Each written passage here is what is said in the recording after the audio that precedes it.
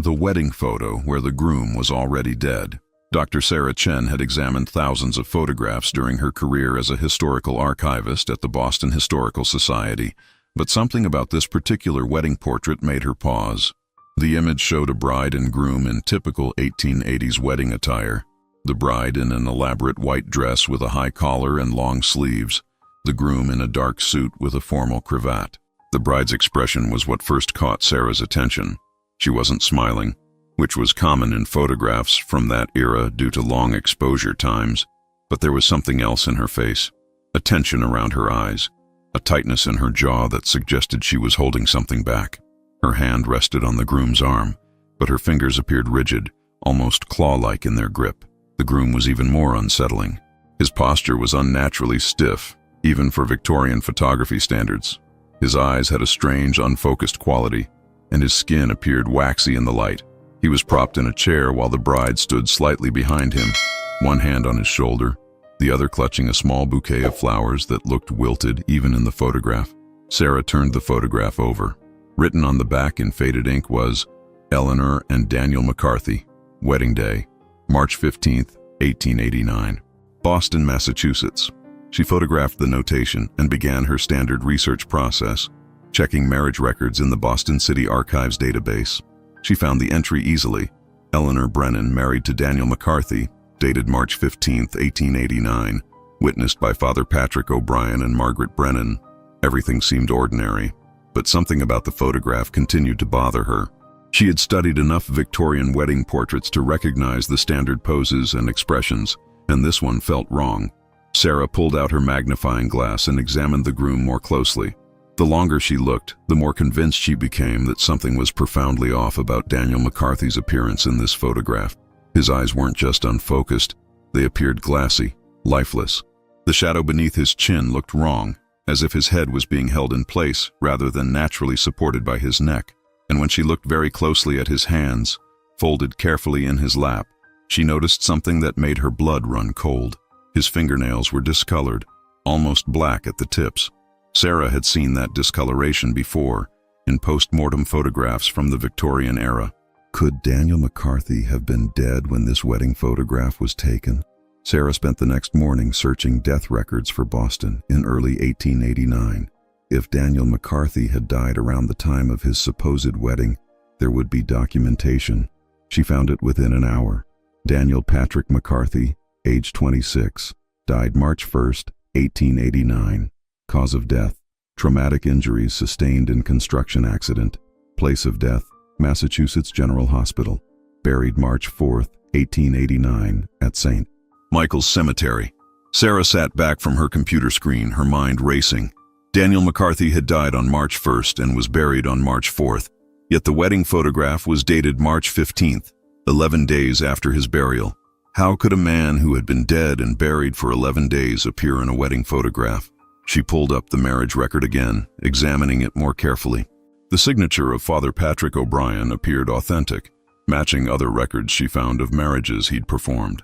The witness, Margaret Brennan, was likely the bride's sister or relative based on the shared surname, but the date was impossible to reconcile with the death certificate.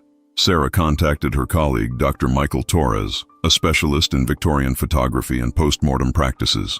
When she showed him the wedding photograph and explained the timeline, his reaction was immediate. "Post-mortem photography," he said, leaning closer to his computer screen during their video call. "Look at the way he's positioned, seated with full support, the bride standing behind him providing additional stabilization, the unfocused eyes, the waxy skin tone, the discolored fingernails. Sarah, this man was already dead when this photograph was taken." "But why would someone photograph a wedding with a dead groom?" Sarah asked, though she was beginning to form a theory. "Legal purposes, most likely," Michael replied. "In the 1880s, a woman's legal status and financial security were entirely dependent on marriage. If Eleanor was pregnant or needed access to Daniel's property or inheritance, she would have required proof of marriage. A photograph served as that proof." Sarah felt a chill. "So this was a staged wedding? With a corpse? It's not unprecedented," Michael said carefully. "There are documented cases of post-mortem weddings in the Victorian era, though they're rare and usually suppressed by families who arranged them. The practice was illegal, of course, but desperation makes people do extraordinary things. Sarah looked at Eleanor's face in the photograph again, seeing it now with new understanding. That wasn't just tension in her expression. It was grief, fear, and the terrible weight of what she was doing. "I need to find out more about Eleanor," Sarah said. "I need to know why she did this." Sarah began researching Eleanor Brennan's life before her impossible wedding. Census records from 1880 showed her living in Boston's North End with her parents, Irish immigrants who worked in the textile mills. Eleanor, age 17 in that census, was listed as a seamstress. By 1888, both of Eleanor's parents had died, her father in a mill accident, her mother from tuberculosis 6 months later. Sarah found their death certificates and burial records at St. Michael's Cemetery, the same cemetery where Daniel McCarthy would later be buried. Eleanor would have been 25 in 1889, unmarried and without family support, in a city where single women had few options for survival. Seamstress work paid poorly and offered no security. Sarah found Eleanor's name in the records of St. Anthony's Church, where she had been a parishioner. A notation in the church ledger from January 1889 caught her attention. Eleanor Brennan, special confession, Father O'Brien. The same Father O'Brien who had supposedly witnessed the wedding. Sarah contacted the Archdiocese of Boston archives and requested access to any surviving records related to Father Patrick O'Brien. What she found painted a picture of a compassionate but controversial priest who frequently clashed with church hierarchy over his willingness to help the poorest members of his congregation. In a letter from the bishop dated April 1889, she found this passage. "Father O'Brien, your continued disregard for proper ecclesiastical procedure cannot be tolerated. The matter of the McCarthy marriage has come to our attention, and we find your actions deeply troubling. You will report to the bishop's office immediately to explain yourself." So the church hierarchy had known something was wrong with the McCarthy marriage. Sarah found more clues in a diary kept by Margaret Brennan, Eleanor's sister, which had been donated to the Historical Society years earlier by a descendant. The entries from early 1889 were devastating. January 15th, 1889. "Eleanor confessed to me today what I had already suspected. She is with child, 3 months along. Daniel has promised to marry her as soon as he saves enough for a proper ceremony. She is terrified, but hopeful." February 10th, 1889. Daniel gave Eleanor a ring today. Simple, but genuine. They plan to marry in April when the weather improves and he receives his wages from the new construction project. Eleanor is beginning to show. We pray daily that no one notices before the wedding. March 2nd, 1889. Daniel is dead, killed yesterday on the construction site when scaffolding collapsed. Eleanor is destroyed. She cannot stop weeping. And now she carries his child with no legal protection, no claim to anything. What will become of her? Sarah's throat tightened as she read Margaret's words. Eleanor had been pregnant, engaged, and weeks away from a legitimate marriage when Daniel died. In 1889, Boston, an unmarried pregnant woman faced social ostracism, poverty, and potentially having her child taken away. But how had a wedding with a dead man become the solution? The answer came from an unexpected source: the business records of McCarthy & Sons Construction, Daniel's employer. Sarah found them in the Massachusetts State Archives, part of a collection of defunct business papers. Daniel McCarthy had been the son of Patrick McCarthy, owner of a successful construction company. According to the business ledgers, Daniel had been set to inherit a significant portion of the company, worth approximately $15,000 in 1889, equivalent to nearly $500,000 today. But inheritance laws in 1889 Massachusetts were strict. Unmarried men's estates went to their parents or siblings unless there was a legal wife. If Daniel died unmarried, his inheritance would revert to his father's business, and Eleanor would receive nothing. Sarah found a letter in the business papers that explained everything. It was from Patrick McCarthy to an attorney named James Sullivan, dated March 5th, 1889, just one day after Daniel's burial. "James, my son's death has created a complicated situation. The girl he intended to marry is with child, my grandchild. In normal circumstances, I would provide for her out of family duty. However, my business partners have made clear that they will not accept an illegitimate child having any claim to company assets. The girl, Eleanor, is decent and respectable. My son loved her truly. I have a proposal that, while unorthodox, would solve multiple problems. a post-mortem marriage ceremony that would legitimize the child and provide Eleanor with widow's benefits from Daniel's estate. I need your advice on how to accomplish this legally, or at least in a way that cannot be easily challenged. So it wasn't just Eleanor's desperate idea. Daniel's father had proposed it, likely motivated by a mix of genuine concern for his grandchild and desire to maintain control over how his son's inheritance was distributed. Sarah found the attorney's response, dated March 8, 1889. Patrick, what you propose is highly irregular and of questionable legality. However, I understand the humanitarian concerns. If we proceed carefully, it might be accomplished. We would need a cooperative priest willing to perform a ceremony and sign documents, a photographer to provide visual proof of the wedding, and witnesses who understand the necessity of discretion. The ceremony would need to appear legitimate in all respects. I must emphasize the risk. If discovered, all parties could face serious legal consequences. They had done it anyway. A conspiracy born of desperation and pragmatism, involving a grieving father, a terrified pregnant woman, a sympathetic priest, and probably several others who helped prepare Daniel's body and stage the ceremony. Sarah needed to know exactly how they had accomplished it. Identifying the photographer who took the wedding portrait required examining the image itself for studio markings or signatures. Using high-resolution scanning, Sarah found what she was looking for, a small embossed stamp in the lower right corner that read, Morrison Studios, Beacon Hill, Boston.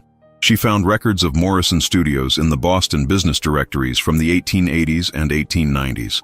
The studio had been operated by Robert Morrison, a photographer known for both wedding portraits and, notably, post-mortem photography, a common practice in the Victorian era when families wanted final images of deceased loved ones. Morrison's business ledgers had been preserved and donated to the Massachusetts Historical Society. Sarah requested access and spent an afternoon reviewing his records from March 1889. She found the entry, March 14, 1889, private commission, McCarthy wedding, special arrangements required, payment $50, received in advance, discretion guaranteed. $50 was an enormous sum in 1889, roughly equivalent to $2,500 today, for a single photograph. The special arrangements and discretion guaranteed clearly referred to the unusual nature of the commission. But Sarah found something even more revealing, a letter from Morrison to a colleague, written years later in 1903, near the end of his life. The letter had been preserved among his personal papers.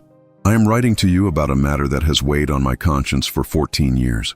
In March of 1889, I was approached by a family to photograph a wedding under extraordinary circumstances. The groom had died 2 weeks prior, but the bride was with child and required legal proof of marriage to secure her future and legitimize the child. I was initially horrified by the request. But when I met the bride, a young woman named Eleanor, barely holding herself together with grief and fear, I understood the desperation that drove such an action. The groom's father explained that his son had intended to marry her, that the child she carried was his grandchild, and that without this ceremony, she would be destitute and the child branded illegitimate. I agreed to help. I am not proud of participating in this deception, but I am not ashamed either. Sometimes the law creates injustices that can only be remedied by breaking it. The ceremony was held at the groom's family home on March 14th. The body had been prepared by an undertaker who specialized in making the deceased appear lifelike, a common practice for post-mortem photography. The groom was dressed in his wedding suit, positioned in a chair with supports hidden behind him. The bride stood beside him, one hand on his shoulder to create the appearance of a normal wedding pose. A priest performed a brief ceremony. I do not know if he spoke actual wedding vows or merely made the gestures. Witnesses signed documents, and I took the photograph that would serve as proof. The bride's face haunts me still. She knew what she was doing, marrying a corpse to save her child. The courage that required is beyond my comprehension. Sarah sat back, overwhelmed by Morrison's account. This wasn't just a cold, calculated fraud. It was an act of compassion by multiple people who saw a young woman trapped by circumstances and chose to help her, even at personal risk. But what happened to Eleanor after the staged wedding? Sarah traced Eleanor's life after March 1889 through city directories, church records, and census data. What she found was both heartbreaking and illuminating. Eleanor gave birth to a son, Daniel Patrick McCarthy Jr., in June 1889. The birth certificate listed Eleanor as Mrs. Eleanor McCarthy, widow, and named Daniel McCarthy as the father. The child was legitimate in the eyes of the law. Patrick McCarthy, the grandfather, had kept his word. Sarah found financial records showing that Eleanor received a monthly stipend from Daniel's estate. Not a fortune, but enough to live modestly. She never remarried. In the 1890 census, Eleanor was listed as Eleanor McCarthy, widow, age 27, living in a small house in Charlestown with her son and her sister Margaret.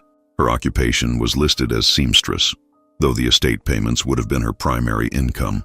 Sarah found Eleanor's name in church records at St. Anthony's throughout the 1890s and early 1900s. She appeared to have lived a quiet, respectable life as a widow raising her son. But the conspiracy had not remained entirely secret. Sarah found a newspaper article from the Boston Globe, dated November 1889, with the headline, "Questions Raised About McCarthy Estate Distribution." The article was carefully worded to avoid direct accusations, but the implications were clear. Sources close to the McCarthy family have raised concerns about the validity of a marriage allegedly performed in March of this year. The widow in question declined to comment, and family representatives insist all legal requirements were properly met. The matter has been referred to probate court for review. Sarah found the probate court records. A challenge had been filed by Daniel's uncle, who claimed the marriage was fraudulent and sought to contest Eleanor's access to the estate. The case had dragged on for months. Then, in March 1890, exactly 1 year after the staged wedding, the case was suddenly withdrawn. Sarah found a settlement agreement. The uncle received a payment of $2,000 from the estate, and in exchange, he dropped all challenges to Eleanor's status as Daniel's widow. Patrick McCarthy had essentially paid off his brother to protect Eleanor and his grandson. But there was one more document that revealed the true cost of the conspiracy. Sarah found it in Father O'Brien's personnel file at the Archdiocese, a letter of reprimand dated April 1890. Father O'Brien, following investigation of irregularities in the McCarthy marriage of March 1889, you are hereby formally censured. While we have found insufficient evidence to pursue criminal charges, your actions demonstrated poor judgment and disregard for proper ecclesiastical procedure. You are removed from parish duties and reassigned to administrative work at the bishop's office, effective immediately. Father O'Brien had paid for his compassion with his career. He had sacrificed his position to help Eleanor. Sarah wondered if Eleanor had ever known the full price others had paid for her salvation. Sarah's research took an unexpected turn when she found an autobiography published in 1945 by Daniel Patrick McCarthy Jr., titled Raised by Ghosts, A Boston Childhood. The book had been out of print for decades, but she located a copy in the Boston Public Library's rare books collection. The memoir focused primarily on McCarthy Jr.'s career as a labor organizer and his experiences growing up in working-class Boston. But one chapter, titled The Wedding Photograph, revealed that he had eventually learned the truth about his parents' marriage. Sarah read the chapter with growing emotion. I was 16 years old when my mother finally told me the truth about my father. We were sitting in our small parlor in Charlestown, and she had taken down the wedding photograph that had hung above the fireplace for as long as I could remember. Your father loved me, she began, her voice steady despite the tears in her eyes, and he wanted to marry me. We were engaged, planning our wedding, when he died in an accident at the construction site. I was 3 months pregnant with you.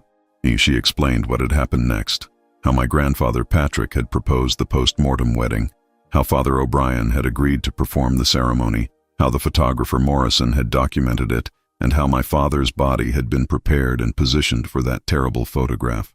I married a dead man to give you a name, she said, to make you legitimate in the eyes of the law and the church. It was the only way to protect you, to give you your father's name and inheritance.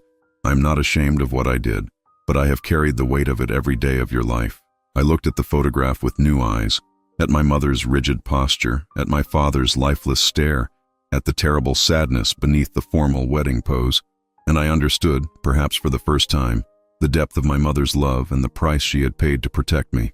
You did what you had to do, I told her, and Father would have wanted you to. You gave me life and a name and a future. I am not ashamed. I am grateful.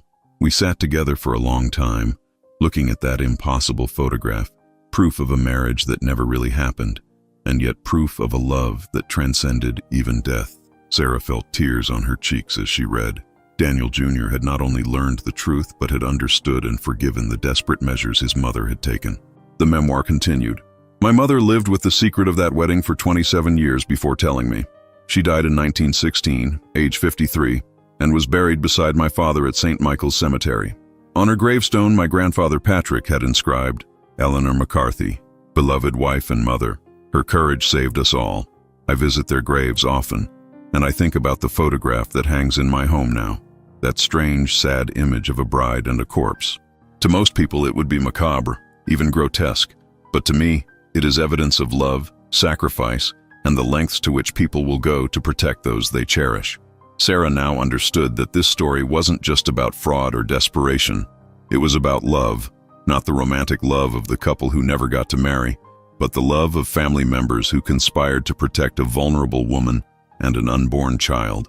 As Sarah continued researching, she began to suspect that Eleanor's case wasn't unique. If such an elaborate conspiracy had been organized once, it had likely happened before.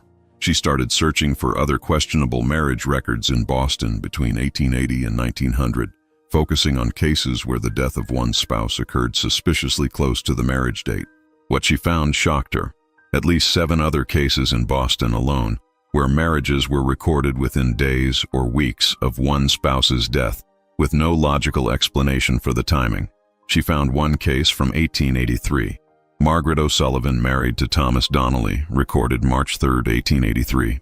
Thomas Donnelly's death certificate showed he died February 28, 1883, 3 days before the supposed marriage. Margaret gave birth to a daughter 5 months later. Another case from 1887. Catherine Ryan, married to James Murphy, recorded May 10, 1887. James Murphy had died May 7, 1887, of pneumonia. Catherine was listed as a widow in the 1890 census with 2 young children. The pattern was clear. Women who were pregnant or had young children, men who died suddenly before planned weddings or without leaving wills that provided for their common-law families, and marriages that appeared in official records despite being chronologically impossible. Sarah found that Father Patrick O'Brien's name appeared as the officiating priest in 3 of these cases, including Eleanor's. He had done this before, multiple times, always for women in desperate circumstances. She also found Robert Morrison's name as the photographer in 2 other cases. He too had participated in multiple post-mortem weddings. This wasn't a one-time conspiracy. It was a network, a group of compassionate individuals who had created a system to help women and children survive in a society that offered them no legal protection without marriage. Sarah found a letter from Father O'Brien to Morrison, dated 1891, 2 years after Eleanor's wedding. Robert, another situation has arisen similar to the McCarthy case. A young woman, Mary Sullivan, was engaged to a dock worker who died last week. She is 4 months pregnant and has no family. Can you help us again? I know we take great risks with each of these ceremonies, but I cannot stand by and watch these women and children be destroyed by laws that value property over human life. I have been reprimanded by the bishop, but I have not been defrocked. I still have some authority to perform marriages, and I intend to use it as long as I am able. If they remove me from the priesthood for this, so be it. I answer to a higher law than the church's bureaucracy. Father O'Brien had continued helping women even after being officially censured. His compassion had outweighed his fear of consequences. Sarah realized she wasn't just researching one wedding photograph anymore. She had uncovered an entire underground network of post-mortem marriages, a shadow system created to protect vulnerable women in an era when the law failed them completely. Sarah expanded her research to understand what happened to the people who had participated in this network of post-mortem marriages. The consequences had been severe for some, while others had escaped punishment entirely. Father Patrick O'Brien's story ended sadly. After his reassignment to administrative work in 1890, he continued to quietly help women in desperate situations, though he could no longer officially perform marriages. Sarah found records showing he provided financial assistance from his own meager salary to several widows and unwed mothers. In 1894, he was finally removed from the priesthood entirely after church investigators discovered the full extent of his involvement in questionable marriages. A letter from the bishop, preserved in the Archdiocese archives, detailed the charges. Father O'Brien, you have repeatedly demonstrated that you place your personal judgment above the authority of the Church and the laws of the Commonwealth. Your participation in fraudulent marriage ceremonies, while perhaps motivated by misguided compassion, constitutes a serious breach of your sacred duties. You are hereby removed from all priestly functions and released from your vows. Father O'Brien died in 1902, aged 58, working as a clerk at a charity hospital. His obituary in the Boston Globe made no mention of his years as a priest or the scandal that ended his career.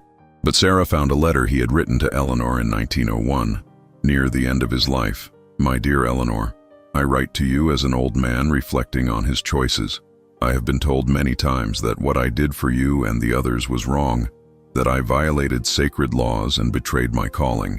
But when I stand before God, as I soon shall, I will answer for my actions with a clear conscience. I chose mercy over rules, compassion over convention, and I would make the same choice again. Your son is a fine young man, by all accounts. That is vindication enough for me. Robert Morrison, the photographer, had fared better. His involvement was never publicly exposed, perhaps because photography was seen as a neutral service rather than an active conspiracy. His studio continued operating until his death in 1908. But Sarah found evidence that Morrison had been haunted by his role. In his personal diary, discovered by a descendant and donated to the Massachusetts Historical Society, he had written extensively about the post-mortem weddings he had photographed. June 1895. I photographed another impossible wedding today. The groom has been dead for a week, preserved and positioned with painful care. The bride wept through the entire ceremony, though she tried to compose herself for the photograph. I am now complicit in 9 such weddings.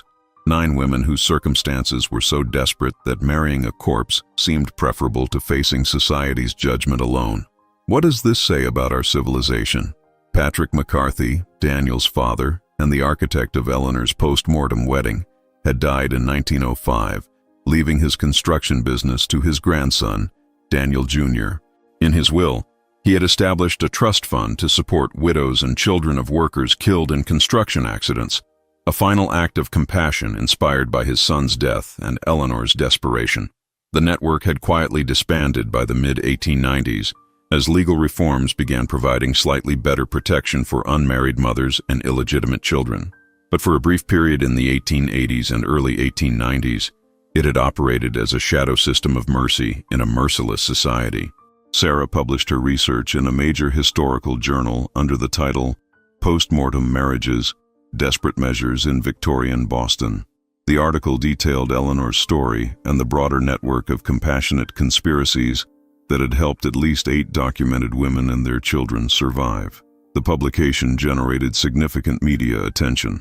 The Boston Globe ran a front-page story with the headline, Wedding Photos Dark Secret, How Desperate Women Married Dead Men to Survive. Television documentaries featured the photograph and Eleanor's story as an example of how legal and social systems failed women in the late 19th century. But the most meaningful response came from descendants of the women who had participated in these post-mortem marriages. A woman named Patricia O'Brien contacted Sarah, explaining that she was the great-great-granddaughter of Margaret O'Sullivan, one of the other women whose marriage had been chronologically impossible. Patricia shared family stories that had been passed down but never fully understood until Sarah's research provided context. My grandmother always said there was something unusual about how her grandmother Margaret became a widow, Patricia told Sarah. She said Margaret had married a ghost to save her children. We thought it was just a colorful family legend, maybe metaphorical. Now I understand it was literally true. More descendants came forward, each with similar family stories of marriages that seemed strange or impossible, of wedding photographs with odd qualities, of grandmothers who spoke cryptically about sacrifices made for their children's futures. Sarah organized an exhibition at the Boston Historical Society titled Love and Survival, Post-Mortem Marriages in Victorian Boston. The centerpiece was Eleanor's wedding photograph displayed alongside the documents that told her complete story: the death certificate, the marriage record, the legal challenges, Daniel Jr.'s memoir excerpt, and Father O'Brien's letters. At the exhibition opening, Daniel McCarthy III, Eleanor's great-grandson and a retired professor of social work, gave a speech that brought many attendees to tears. My great-grandmother Eleanor did what she had to do to survive and protect her child, in a world that offered women almost no legal rights or economic options. She married a dead man, because that was the only way to claim the protection of a marriage that should have been hers by right. We look at this photograph and see something macabre, a bride standing beside a corpse, staging a wedding that never really happened. But I see something else. Evidence of extraordinary courage and the compassion of people who risked everything to help her. Father O'Brien lost his priesthood. Robert Morrison risked his reputation and business. My great-great-grandfather, Patrick McCarthy, defied social norms to protect his son's child. And Eleanor herself did the unthinkable, posed for a wedding photograph with the body of the man she loved, knowing that image would be her proof, her protection, and her burden for the rest of her life. This photograph isn't just a curiosity or a historical oddity.